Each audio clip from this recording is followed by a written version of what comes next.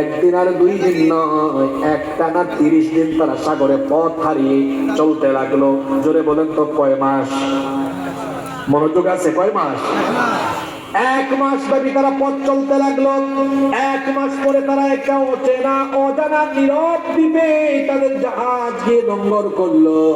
সেই অচেনা অজানা নীরব দ্বীপে তারা সবাই নামলেন।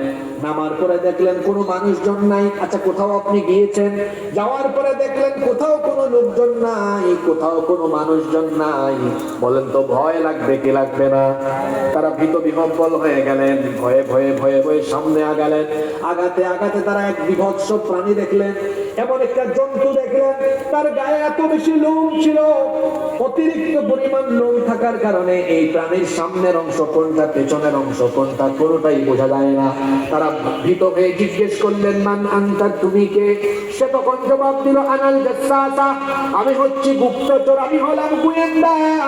তখন তারা জিজ্ঞেস করলেন, এই অচেনা অজানা নীরব দ্বীপে তুমি কার গোয়েন্দাগিরি করো, তুমি কার গুপ্তচর? সে বলল, একটু সামনে আগাও, টের পাবা আমি কার গুপ্তচর। তারা আরো ভীত হয়ে গেলেন, সামনের দিকে পা বাড়ালেন। যেতে যেতে যেতে যেতে তারা গিয়ে দেখলেন ভয়ঙ্কর চেহারার এক বিভৎস দানবাকৃতির এক ব্যক্তি সেখানে এমন ভাবে আছে। আমার দিকে খেয়াল করেন, এই 2টা হাত ঘাড়ের নিচে এইভাবে দিয়ে শিকল বন্দি, আবার এক চোখা কানা, এলোমেলো উস্কো পুস্কো অসম্ভব রকমের কুকড়ানো চোল, ভয়ঙ্কর দানবাকৃতির বিরাট দেহ, 2 পা শিকল দিয়ে বাঁধা, 2 হাত মাথার নিচে এইভাবে করে শিকল দিয়ে জিঞ্জির দিয়ে বাঁধা, বিভৎস চেহারা। ভীত বিহ্বল হয়ে তারা জিজ্ঞেস করলেন, তুমি কে?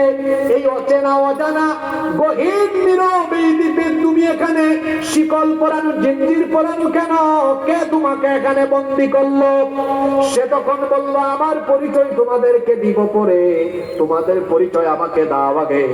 আগে বলো তোমরা কারা, কোথা থেকে এসেছো? তারা বললেন, আমরা আরবের মানুষ, আমরা আরব থেকে এসেছি, নৌভ্রমণে বের হয়েছিলাম। আমরা সামুদ্রিক ঝড়ের কবলে পড়ে পথ হারিয়ে ফেলায় 1 মাস সাগরে পথ চলতে চলতে নীরব অচেনা অজানা এই দ্বীপে এসে আমাদের জাহাজ নোঙর করেছে।